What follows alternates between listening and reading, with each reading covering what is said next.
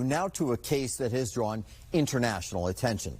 The suspect in the killing of 2 Israeli embassy staffers outside the D.C. Capitol Jewish Museum, pleading not guilty to all charges.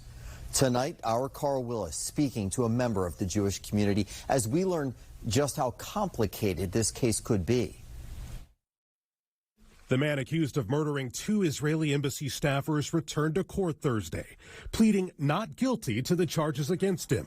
The judge deeming the case complex, extending certain deadlines because of the mountain of evidence involved. How is this a complex case? His hate-filled rhetoric was seen across his devices, his social media. Jewish sociopolitical advocate Yuval David still processing the killing of Sarah Milgrim and Yaron Lischinsky, who were shot as they left an event at the Capitol Jewish Museum back in May. Suspect Elias Rodriguez saying he did it for Gaza.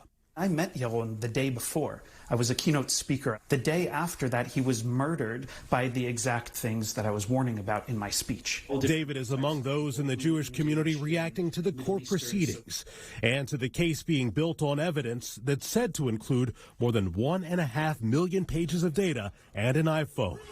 There's so much evidence. So the complexity is in the fact that these people exist. The complexity is in the fact that anti-Semitism is so normalized. The day after the shooting, the now U.S. Attorney for the District of Columbia had this to say.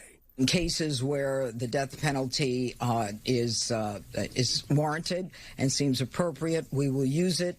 It's far too early to say whether that is the case, but this is a death penalty eligible case.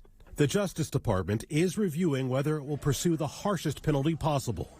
What do you think about that, the potential of a death penalty? Yes, he deserves a death penalty. This is a federal hate crime. He went and attacked an event for young diplomats in our nation's capital. This isn't just some minor local crime.